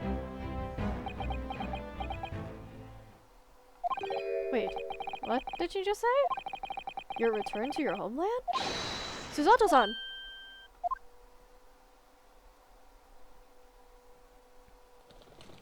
The words. Oh, Mr. Naruhodo. What was that all about? Ah, Mr. Naruhodo. Thank you for coming to collect your colleague. What's this all about? Why were you talking about Miss Susato's return to her homeland? And... tomorrow? Oh... Tomorrow? But what about Ginny's trial? You mean... she's being formally charged now? Oh dear. Ooh. Oh, what's up, Susato? Returning our homeland. Susato, what's this all about? Oh, please don't concern yourself, Mr. Naruhodo. It's only me going back to Japan. Your life here can continue, just as it has... That's not what I asked! Yeah, why are you going back? What happened? Why are you leaving? It's my father. He's fallen ill. Oh, uh-oh. Oh no! Professor Makotoba. Oh, uh-oh. If I may. Yes, sorry? You must be the defendant. Yunosuke Naruhodo, I believe? Yes, that's right. My name is Yujin Mikotoba. I'm a professor of forensic medicine at Yume University. Oh, back to Yume, huh? I received an international telegram from the Empire of Japan informing us of the news. 10 days ago, Father collapsed with a fever. The cause is apparently unknown, and it seems he grows weaker day by day. I don't believe it. As you are aware, the voyage from here to your country's capital, Tokyo, takes some 50 days. I thought it would be prudent to hasten Miss Suzato's departure as much as possible. Yes, absolutely. Oh, she's not going to be able to stand with us then. Is it Iris? Iris will probably support us. I will leave London first thing tomorrow morning. I can't believe this is happening. Gina's trial. So Gina has been charged? She'll have to appear in court. Yes, she was formally charged a few hours ago, and the date of the trial has already been set for tomorrow. No! Not even 24 hours later? Gina? Ah, the Lestrade girl in the murder of the Baker Street pawnbroker, yes. In all too treacherous case, the pickpocket was clearly disturbed mid-robbery and shot the man in a panic. No, the yard is overstretched as it is, without wasting time on these open and shut cases. This case is not open and shut at all. What are you talking about? It's not wasting time. Ginny would never do something like that. Mr. Naruhodo. Oh, yes, Lord Strongheart? In deference to your fine services to date, I shall overlook this young girl's insolence. But I have no recollection of admitting a child into my office. Leave. Now. Oh, Iris. Of course, Lord Strongheart. Criminals will tell the most palpable lies in order to evade justice. The police can ill afford the time it takes to unravel all their truths. Meanwhile, more crimes are being perpetrated. You have more serious matters with which to contend. Serious matters? Didn't Gregson mention something like that yesterday? Yes, Inspector Gregson made a similar remark yesterday. It's no concern of yours, though I'm sure I need not remind you of that. Oh. 3 minutes precisely until my next meeting. You must excuse me. There's just one more thing, Lord Strongheart. Which is? It's Mr. Lestrade's trial. I wonder if you might permit me to defend her. A timely suggestion. Sorry? The girl currently has no representation. But, that's not fair! Yes. Yeah, she may be a pickpocket, but she still deserves a fair trial! Do not misunderstand me, young lady.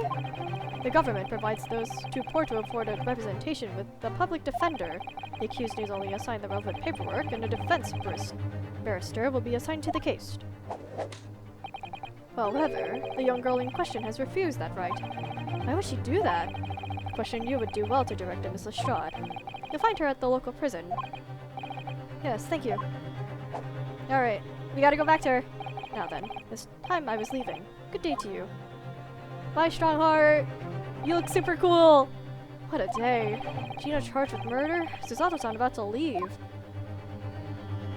Oh, Suzato.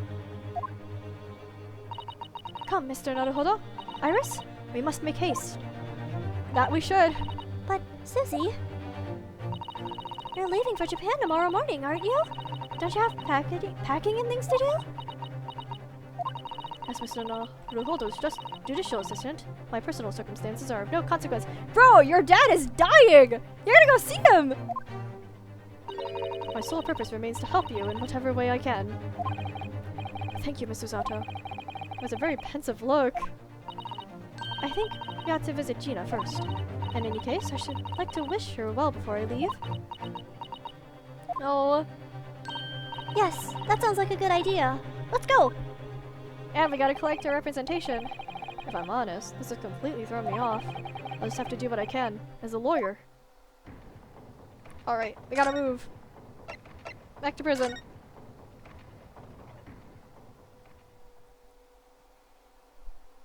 Gina! Gina! Let me represent you! Ah! Hello again, Gina? Don't shoot at me with that, please! We'll lie for now. To have the muzzle of that grenade launcher shoved in our faces yet again, obviously. I think I need to improve the way you load ammunition into that thing, don't I? Look! You can come as many times as you like, but I ain't got nothing more to say to you. Oh, Susato.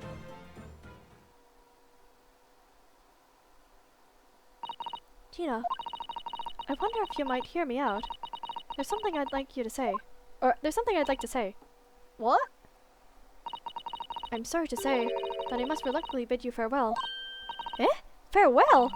Tomorrow, I must begin my journey back home, to Japan. I fear we may never meet again. Oh, right. I've had the pleasure of meeting so many lovely people here in London. I have so many wonderful memories.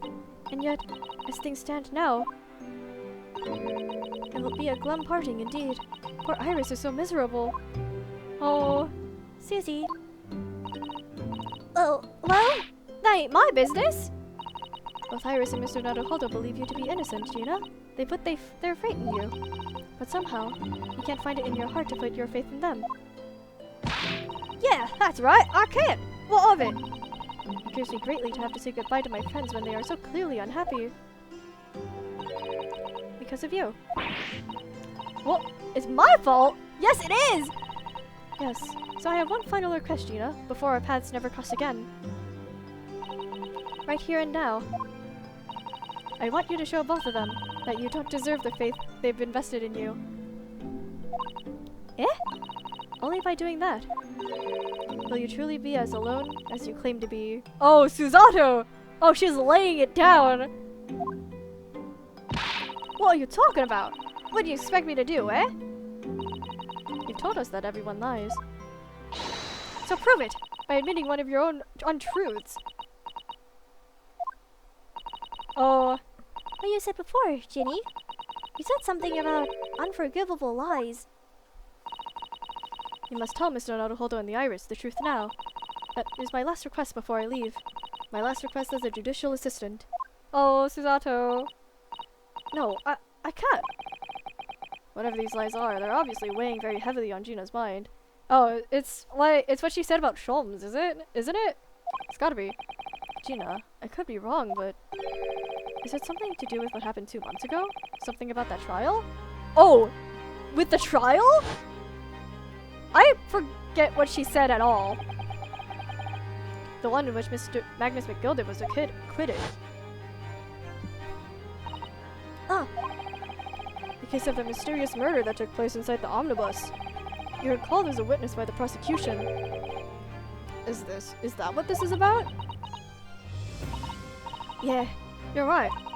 Because in that trial, no, she committed perjury? I lied. I lied like you wouldn't believe.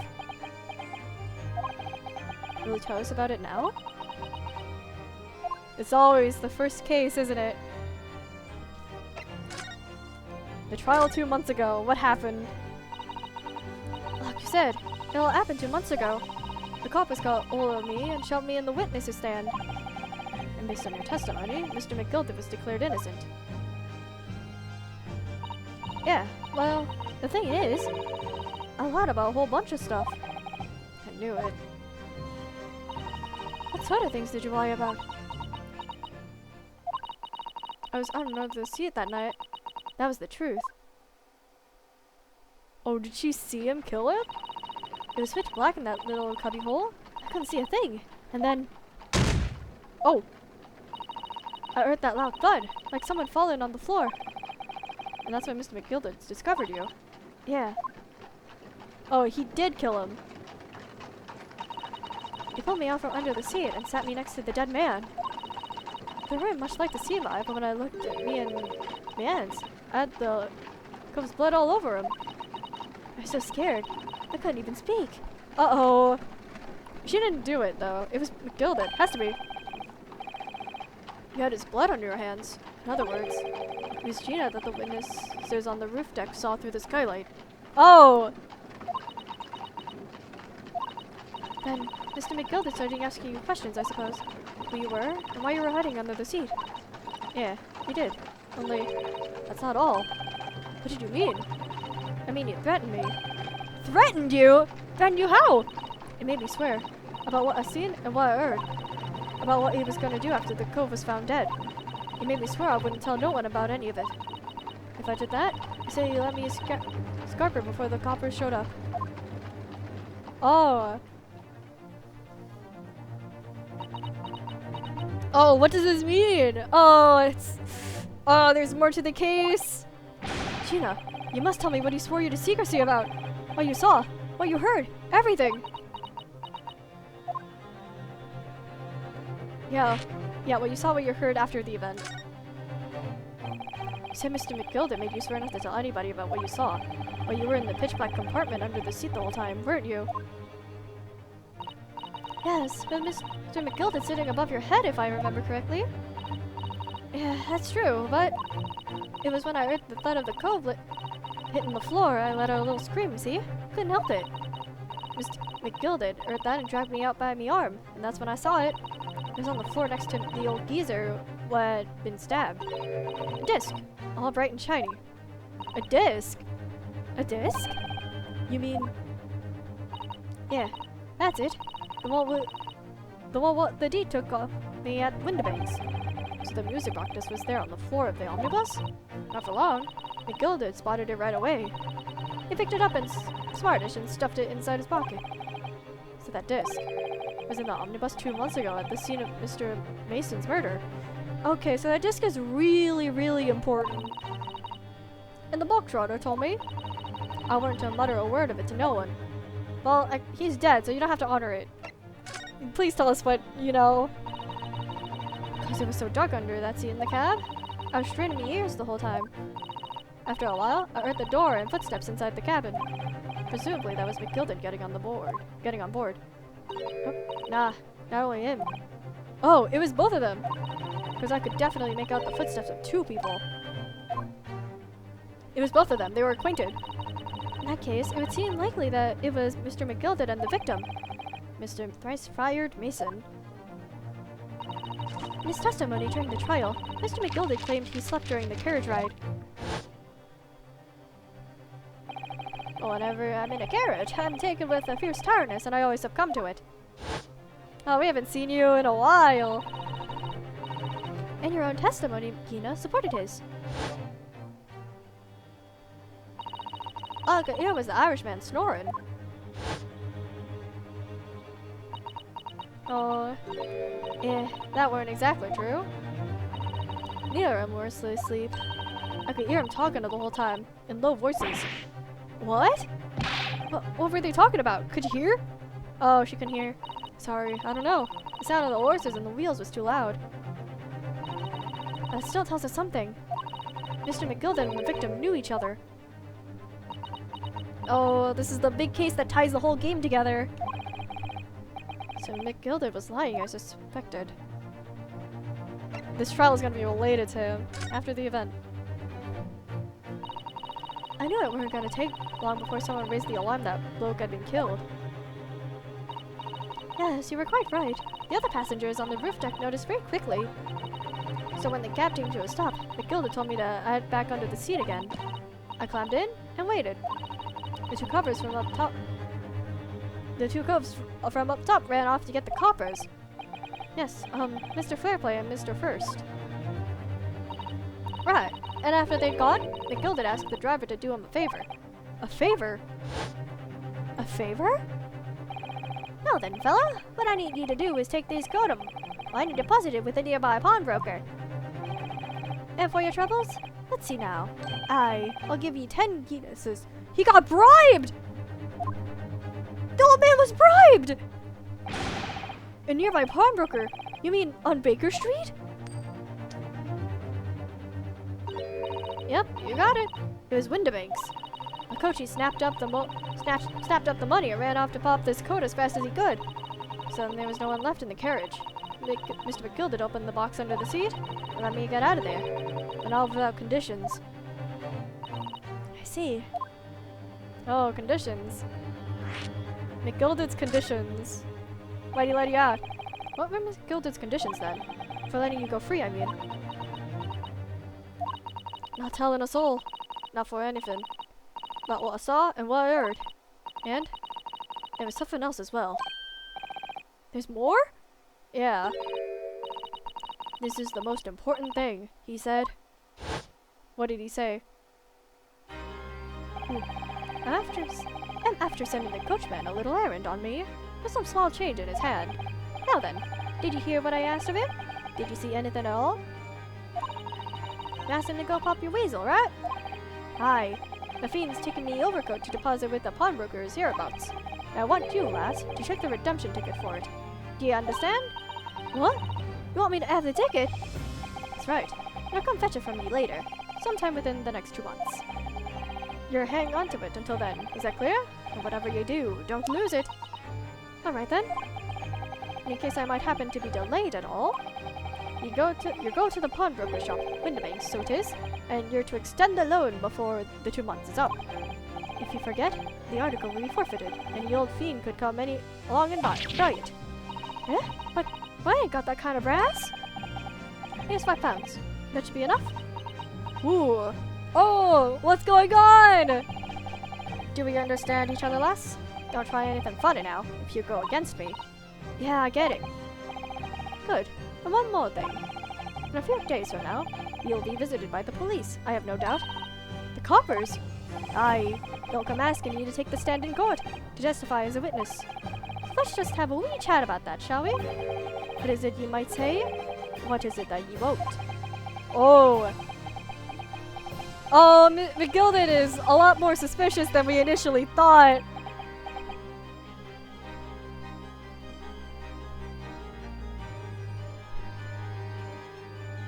Oh, he rigged the court. After he'd gone over it all, I piked it. Got as far away from there as I could. The pawnbroker is taken in some bushes near the scene. I went to go fetch it the next day once it got dark. So McGilded planned it. Hello, Irene! We are learning some secret truths about what happened the very first trial we played in this game. Not very first, but like the second to first. The second one.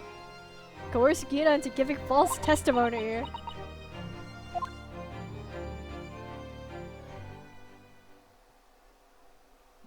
Oh. I bet you're ready to string me up, eh? I lied. In the big old courtroom, I told some corkers. Oh, you remember this? Oh boy. Whenever an Ace Attorney game comes out, there's always like a hidden trial that extends over the whole thing, and this has to be the one. Thing is, he said he would make it so we wouldn't live in the East End no more. This is what he threatened me with. He threatened for a better living? What a wicked man! You know everything what went on back in the back slums. You know we had no one to look after us, and we was all just looking out for each other, getting by together. So you mean Mr. McGilded would have... In a heartbeat. He could have had the lot of us chased out if we wanted. And then where we could have gone, eh? Nowhere, that's where. So, I have no choice. Oh, for Gina. Thank you, Gina, for telling us everything. But, I'm for it now, eh? Go on, admit it! You must be livid! Not really.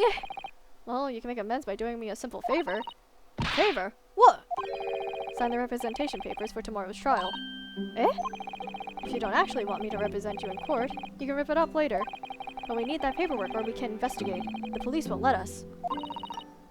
Investigate what? The scene of the incident last night. Mr. Schultz was shot, you see. You what? Really, he's having a big operation right now, Jenny. Oh. Is it bad? Is he... Oh, she does care. Oh. She does care in the end. Oh, I don't know. I really like this cast of characters. I really like Gina. I really like Iris. I really like Susanoo. Is it bad? Is he gonna be alright? Shrooms is gonna be alright, right? Oh, the thing is, we don't know. That's why I want to investigate. For Mr. Sholmes' sake as much as anything. Right. So what you're saying is, if if I sign that bit of paper, everyone's happy. Is that it? Something like that. Mrs. Otto? Yes, of course. I have the representation papers here. Oh, Gina. Gina was one of my favorites too. She's so cool. You have good taste. I've only known her for like several trials, but I would like do anything for her. I don't need no one to stick up for me though. No lawyer or nothing. Come on, Gina. Let us help you. Poor Ginny. She seems so lonely. Gina's representation papers! Yeah! Well, at least this should mean we can investigate the scene at Windibanks now. Yes. And perhaps we can come back to visit Ginny when we're done there. Oh, I feel like we finally cracked Gina. She'd open up to us at last. Oh, I love Gina. Trust me, that feeling will only strengthen in the next game.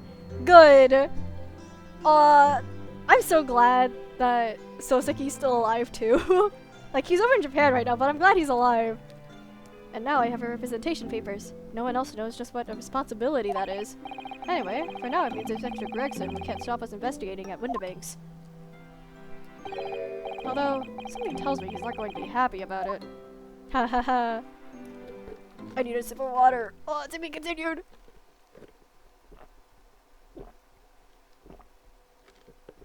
Oh, this game is a lot of reading. Especially alone.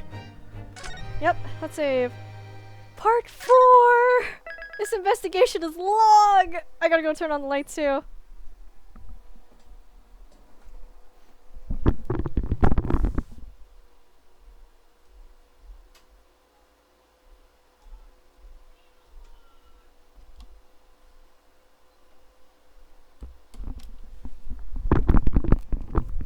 Whew, I'm back.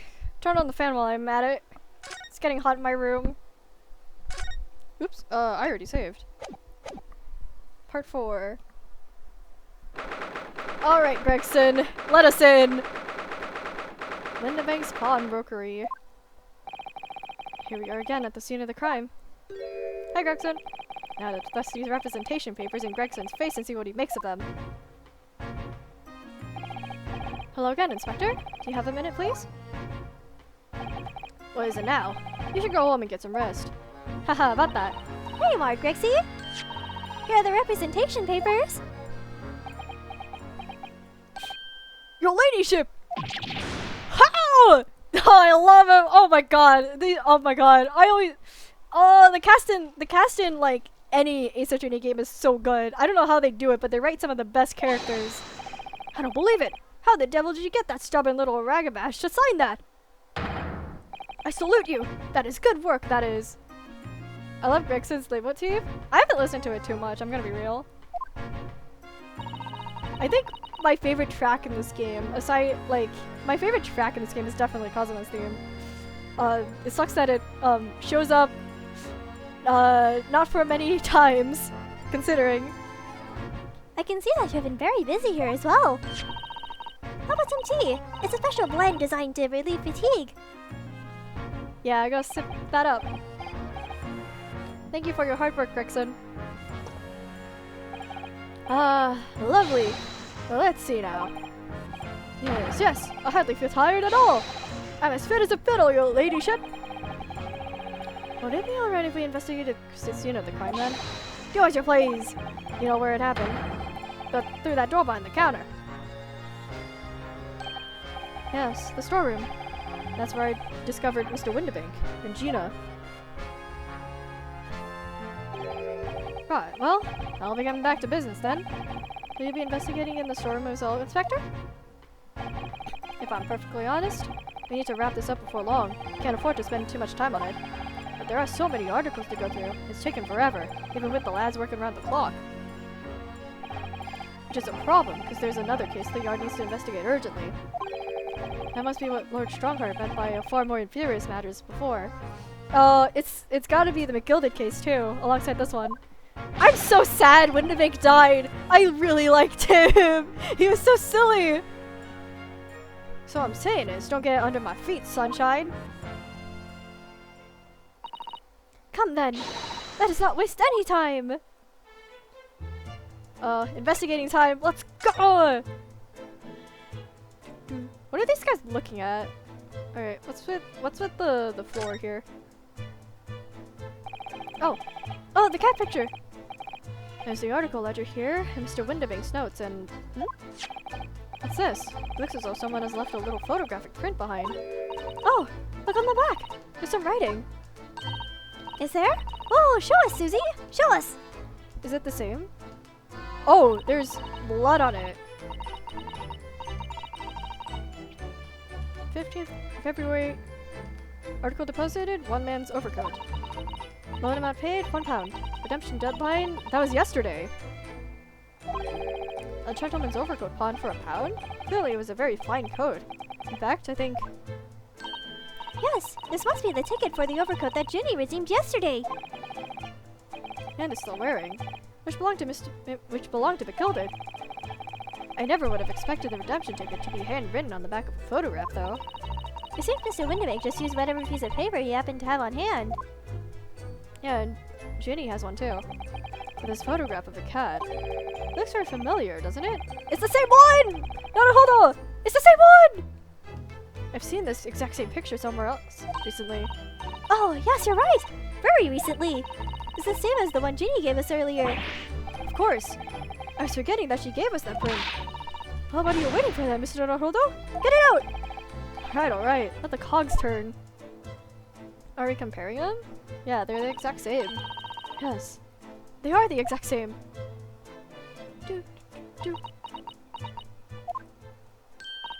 Heh, I've got it! These two photographs hide an amazing secret. A secret? What does she mean? You must tell us, Iris, at once! After I get a sip of water!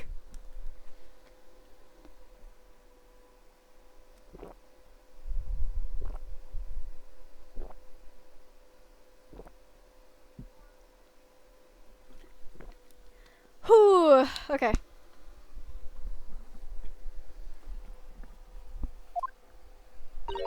Hey, do you really want to know? Yes, we need you to tell us, about this pair of photographs. Okay, let's converse. Pair of photographs. Are they like slightly different? So Iris, about these two photographic prints. The one we found here on Mr. Windibank's counter, and the one Gina gave us before. Are they like slightly different? Yeah, they are! They're different! They're the same, but not quite. Like, they're at different angles. What is this amazing secret you mentioned that's hidden between these two identical prints? Actually, that's not quite right.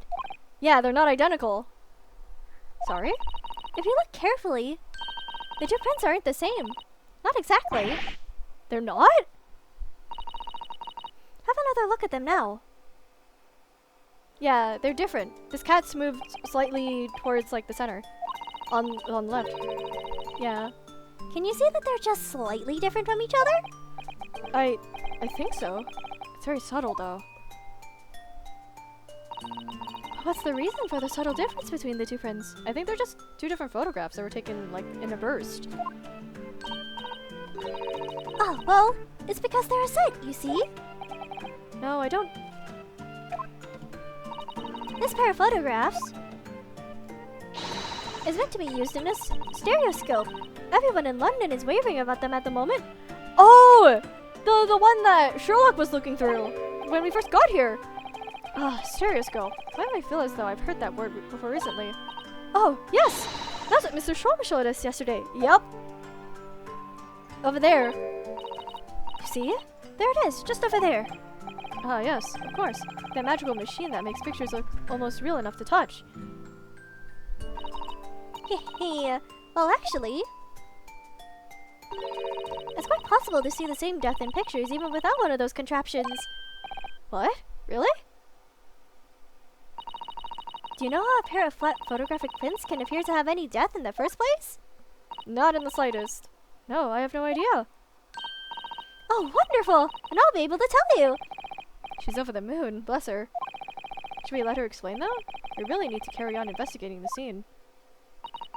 I, for one, simply have to know. Guys, Gina's counting on us here. Gina's counting on us here. Have you ever considered, Runo, how our eyes see depth in the world around us? Well, I just opened them, and it works. But the reason it works is because we have 2 eyes. Yeah. If you have only one eye, then your depth perception is kind of like kaput. And you lose like a lot of peripheral vision as well. 2 eyes. Shocking. If you try closing just one eye at a time, I think you'll see straight away what you see with your left eye and what you see with your right eye are ever so slightly different. Get a different view with each eye. Yes, the position of objects seems to shift slightly. Exactly! And in your head, your brain uses that shift to estimate depth as it merges the 2 views into one. That's how we can sense depth in everything we see. Huh. My brain really is amazing, isn't it? It does so much without telling me. The human brain is truly a mystery. Ah, I think I see. So the pair of photographs.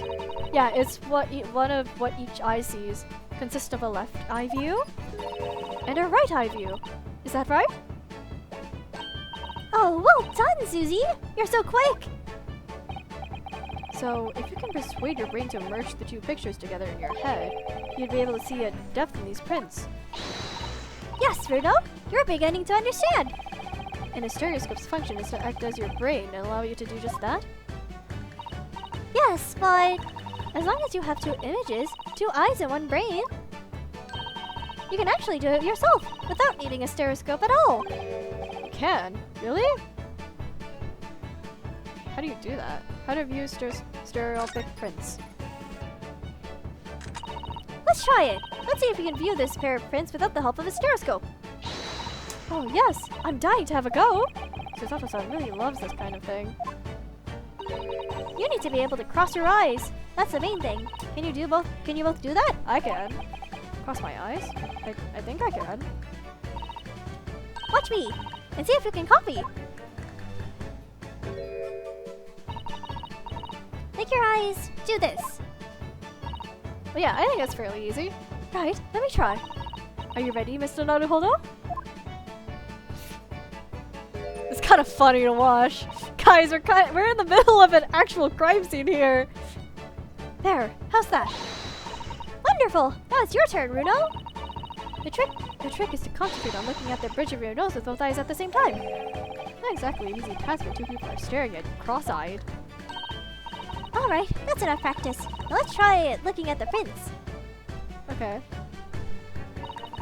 Start by staring at one print and slowly crossing your eyes.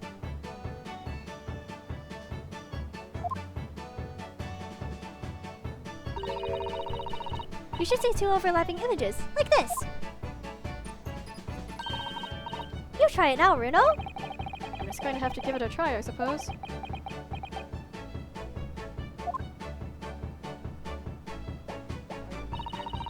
Did the print split into 2 images for you? Now the next step is to put the pair of prints side by side like this, and then try crossing your eyes again. The prints should slowly merge together until they form a new single image in the center. Oh, yes! Mr. Naruhodo, it works! I can see it in the middle now. It looks so real! Oh, I could look at it all day! Susato, we're in the middle of an investigation! I wouldn't advise that. Your eyes might start to hurt. Your turn, Runo!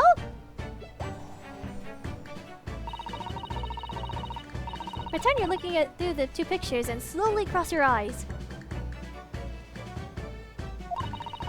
Keep adjusting the position of your eye until the 2 images overlap exactly in the middle. Like this, is it? Are you doing it, Naruhodo? Can you not do it?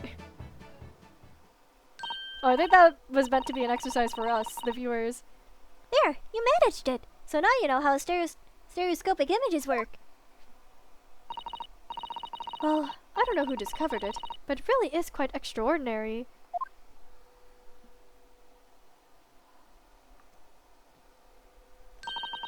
So what do you think of these stereoscopic prints then, Runo? They're certainly amazing, but it isn't easy to get the knack of viewing them properly. No, some people find it easier than others.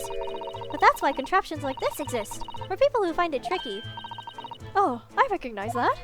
Oh, that was the thing, Herlock was looking at. We saw one over there yesterday, didn't we? Right there. If I remember correctly, you press this little knob here. Yeah, it opens, and that's where you put the two images.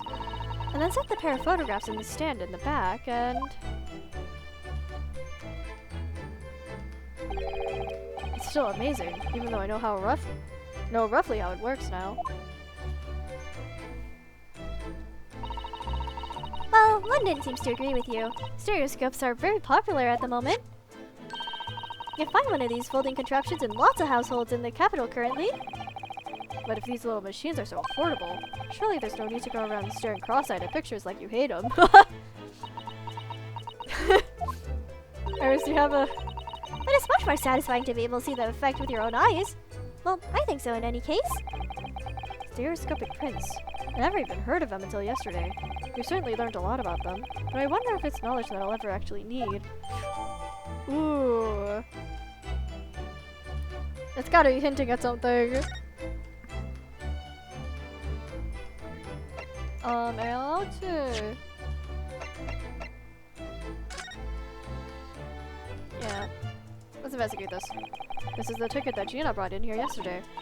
Yes, having been entrusted to her by Mr. McGilder 2 nights earlier.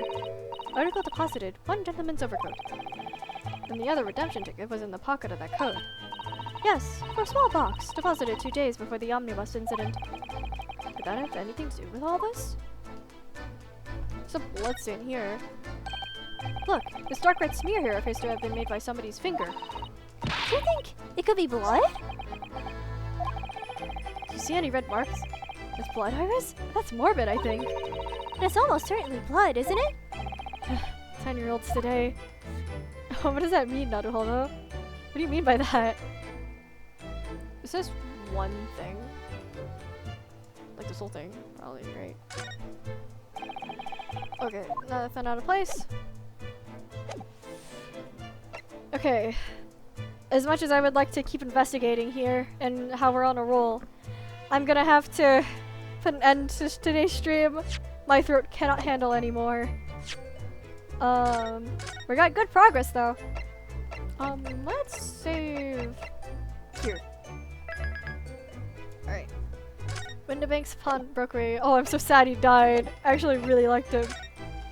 Alright, I already saved, don't worry game. Alright, thank you guys for stopping by though. If you like, come join the Discord server. We have fun here, I swear. If you want to see my art or other people's art, come look at my Twitter. My Twitter's kinda dying, so come look at my Tumblr instead. And if you want to watch past streams, come look at the YouTubes. We have all the VODs there. Thanks for the stream. Sorry it was so late. No, it's no problem. If you ever miss any part of the stream, you can always check the VOD channel, which I just talked about. But thank you guys for stopping by. We'll see you guys later. Bye bye.